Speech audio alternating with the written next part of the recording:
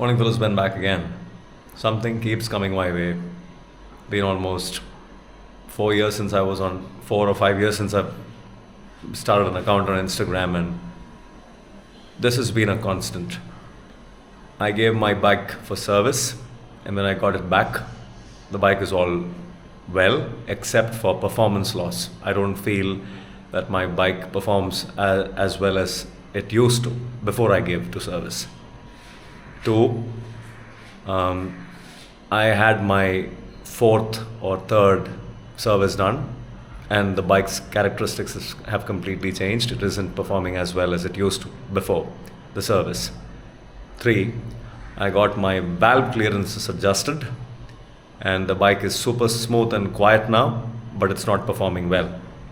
Four, I got my valve clearances check done. The bike is now loud and rattly, but the Royal Enfield service station says it's totally fine. It's normal with Himalayans. The bike runs well, but it's just super loud and noisy. What do I do? These questions keep coming my way. And one word, valve clearances. I'm going to walk you through this in detail. So please, for God's sakes, don't skip, because this is my experience of working with almost 20 motorcycles, checking valve clearances for almost 15-20 years now.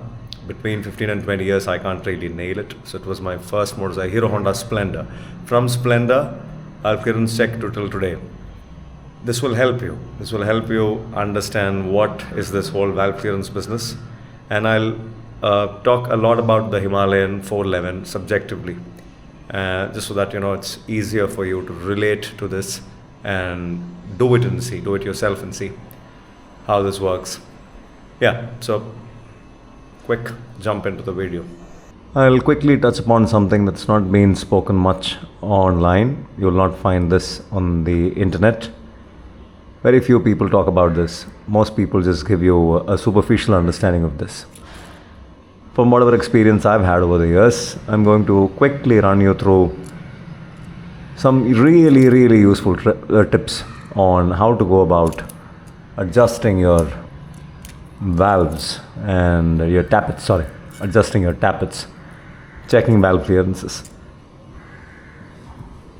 I've been doing this for almost 18-20 years, so please bear with me. This is going to be a little invasive. I would want you to just kind of listen to it instead of quickly assuming or skipping the video and assuming things. This is a highly subjective video. I'll still not go into the depths. I'll just talk to you about what I have experienced. So to begin with, valve clearances are what the manufacturer recommends, and it's a very simple black and white thing. There is always a range that the manufacturer recommends. For inlet and exhaust, there's usually between 2 or 3 values, and that's what everybody talks about when you talk valve clearances. Everybody says, let's just say, take this machine for an example. Everybody would say the inlet is 0.08 mm to 0.10 mm, and the exhaust would be 0.23 mm to 0.25 mm. And that is where you will find all the videos end.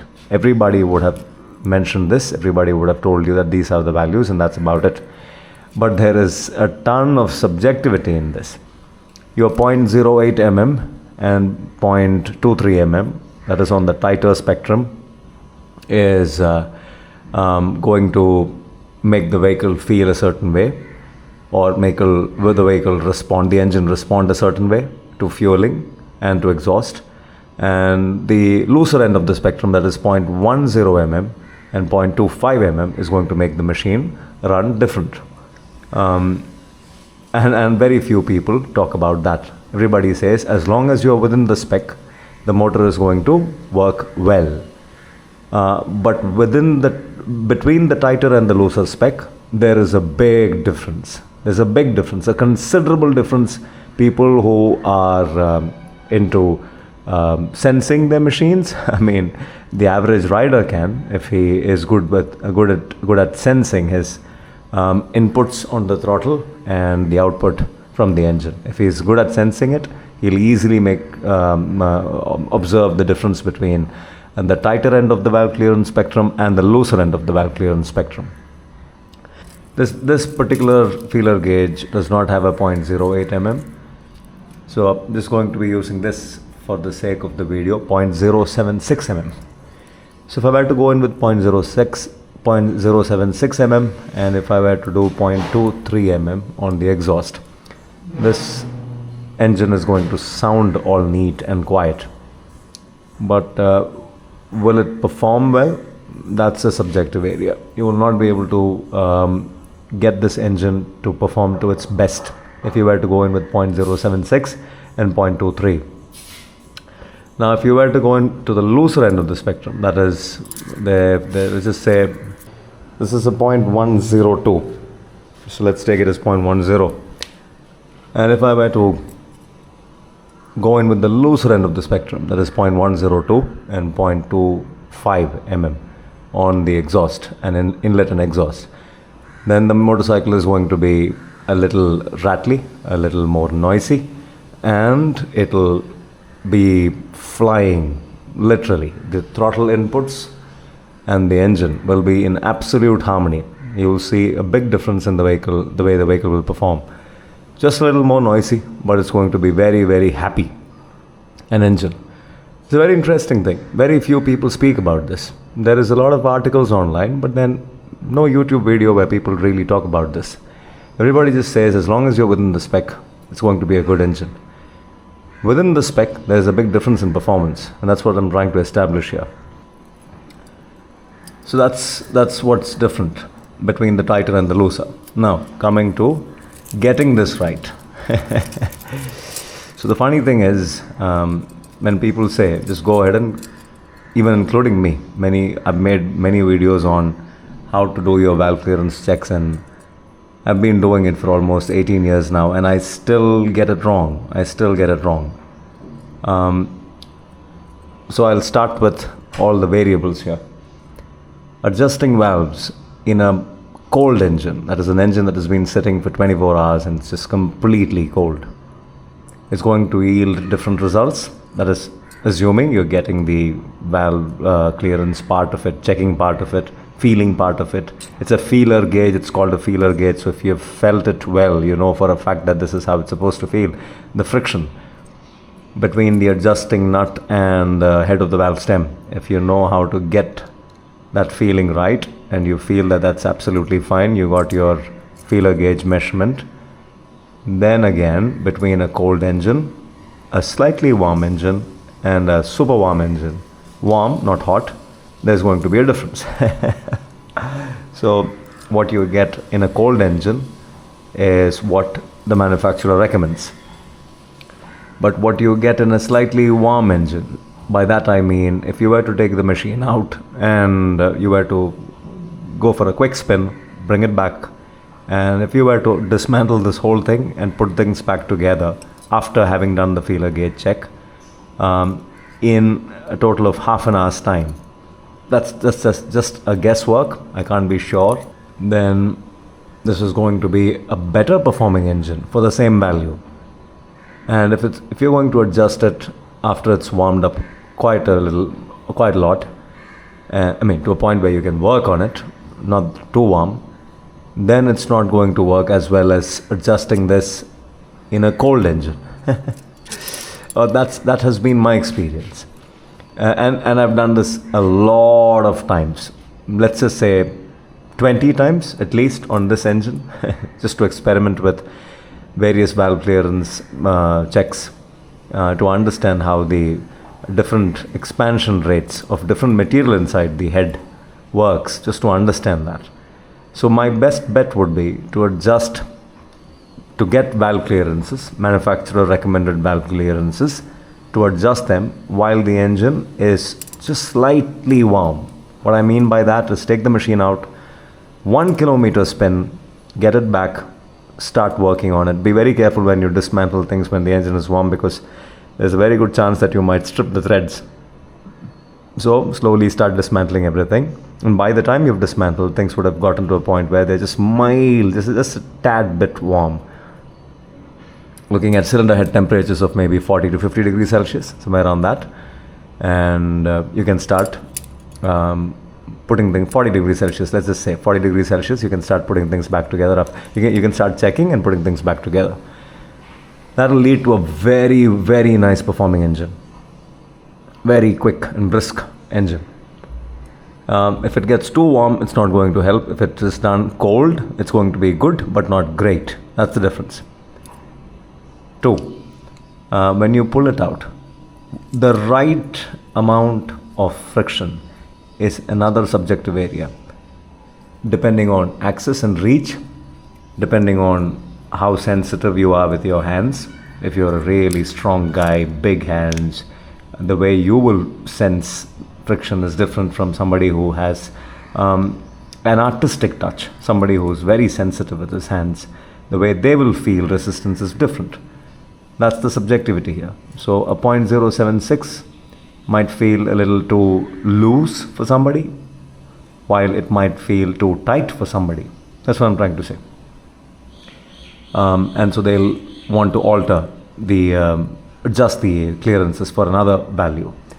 And that again leads to a lot of confusion. So doing it the right number of times means doing this, putting things back together, going out for a spin, checking if this is good or the next value is good or the next, and then trying to understand what works for you, because you are the one who's going to be adjusting the clearances. If you were to ask somebody else to adjust the clearance for you, they're going to be feeling it slightly differently, or sometimes very differently. So it's always good that when you go ahead and you do this, do it, go out for a spin, come back, make alterations if necessary, go out for a spin, come back, and do it one more time. That way you get to know what value works best for you. So a 0.076, the way you would have felt it, might end up choking the engine. Or 0.076, the way a seasoned mechanic would have sensed it, will be the right amount of friction and will have a nice quiet running engine. An absolute novice who shoves in 0.076 will end up thinking that he's achieved 0.076, but he would have actually ended up doing a 0.1, 0.12 or 0.13. That way he would have made for a louder valve noise, louder sounding tappets, but the engine will run fine. So that's what I'm trying to say. It is a subjective area, best done in increments by one person, and always with enough number of testing in between. So that's the subjectivity of feeling the feeler gauges. Area number 3. This is a feeler gauge from, I don't know what's the name of the brand. That's the name of the brand, J. Bros. Then there is another feeler gauge which I have had for a really long time. This is almost 20 years old. This is, this is Gemini or something. I also had another one in between from Stanley. So 3 feeler gauges I use, 3 different designs. I'll just show to you what I mean. So look at the tips of this one. These are pointed tips, easy access, sharp pointed tips for access related business, and these are blunt tips, again just to double check. So go in with this, feel it, and then go in with this and feel it. This is just to feel the head, the valve stem head. It's quick and easy to feel the head. Meanwhile, I use this to feel the resistance. Like I go in about 2 centimeters back and forth and try and feel the resistance. This is just to feel how it is to lift the adjusting nut from the valve stem head. So that's all that I do. I have 3 sets of feeler gauges. The third one is just a small straight end small straight handle with a bent tip, just this much. So I have 3 sets of gauges. I usually sit on the machine after I've gone for a 1 kilometer spin, and I start dismantling everything just so that I know that things are a little hot. There's a little bit of an oil film on the top of the engine. And what else do I do? I also keep myself in a calm state of mind so that I can feel the resistance really well. I'm not in a hurry. Never ever do this in a hurry. Never. If you were to do it in a hurry, 99% of the times, the chances are you would have gotten it wrong. You would end up thinking that you got it right, but you would be wrong. So go easy on yourself. Another area of subjectivity is camshafts. So this is the stock cam from the motorcycle. The motorcycle had done about 34,000 kilometers when I swapped this for a Tech camshaft, TEC from England. The Tech does not have this is called an auto decompressor. This is going to release some compression so that it's easy to start the 400cc motorcycle. And this slowly became faulty because of this bloodied spring. The spring giving way and the decompression lever sticking out and leading to compression losses and all kinds of nonsense, and the bike feeling all sluggish and making that shitty noise like this, intermittent shitty noise, very irritating noise. And so swap this out with the Tech camshaft. The Tech camshaft is inside the motorcycle. And what about that? Well, about that, what I would like to say is the manufacturer has so the new camshaft, all that I spoke about till now was for this camshaft. Now if we were to swap these lobes for something which is a little more high lift, a steeper ramp, or wider ramp, longer duration, then you may ask, can I swap the clearance values? Can I change the clearance values? No, you can't. If you could, then the manufacturer, the camshaft manufacturer who's understood the valve opening, closing time and interval and duration and lift, they would end up suggesting, unless they suggest a certain valve clearance value. I would suggest don't do it. It's because I did it. I tried playing with a lot of valve clearance values and it didn't work. The new Tech camshaft that's inside the motorcycle is a slightly higher lift camshaft, slightly more longer duration camshaft. And I tried playing with the valve clearance values. I went tight, I went loose, not the factory recommendation, but even more tighter or even more looser, and both didn't work for me. Either the motorcycle was too noisy, but rode well, or it was choking itself to death. It wasn't working. And the noises were all over the place. Scattered noises. So, and intermittent too. You were not able to kind of nail it to anything because of the wrong valve clearance values. So if you were to swap out the camshaft and assume that now you can just go about playing with your valve clearances and make it, and the moment you swap the stock cam out for another performance cam which is going to be a higher lift cam, then you're going to definitely have some really loud valve hammering noises.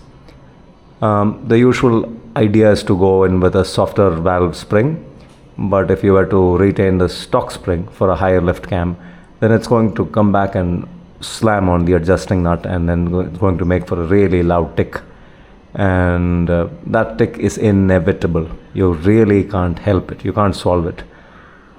It is going to be present throughout the rev range. You can't really help it.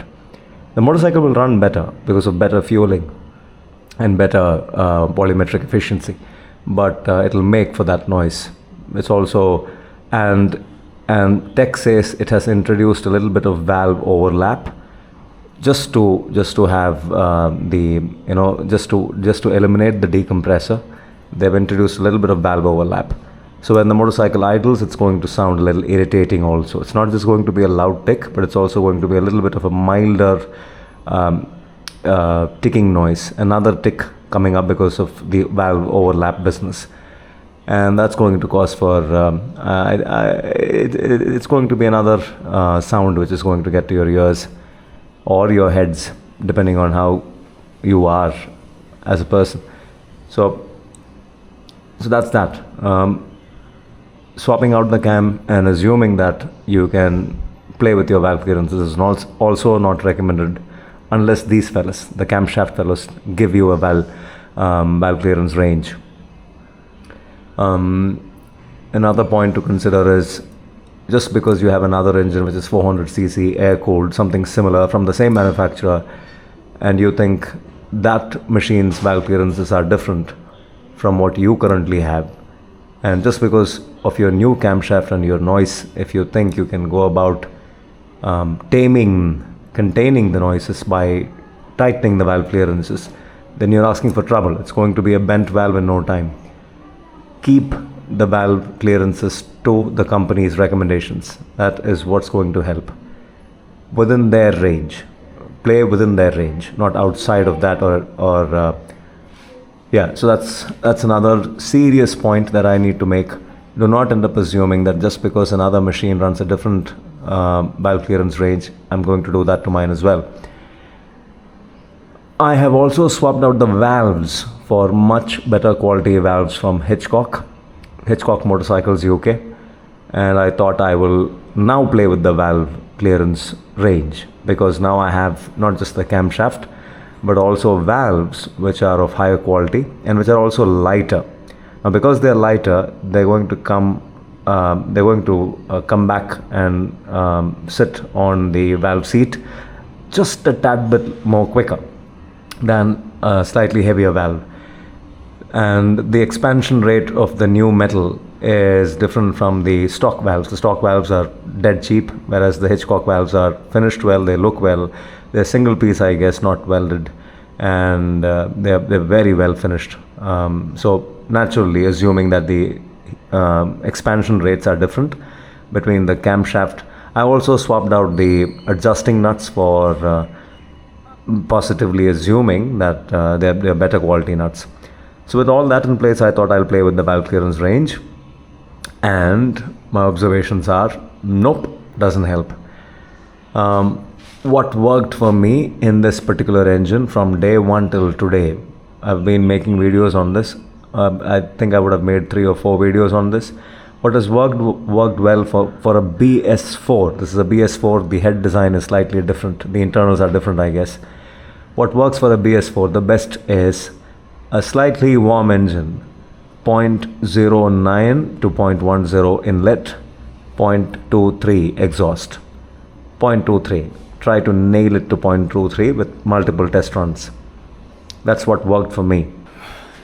Yeah, so if this helped, it helped. That's all there is to it. The whole intention behind making such a long video is for you to understand that not everything is a marketing gimmick, and not everybody is out in the world of social media and YouTube for views and likes and shares. My intention is just to simply save you a lot of mental irritation and fatigue. That's the only intention here. I want you to be calm, and I want you to do it and reap the benefits of it on your own. So that was that. I had to run you through the whole of it, slow and steady. If this helped, it helped. Ben signing out for now. Ciao.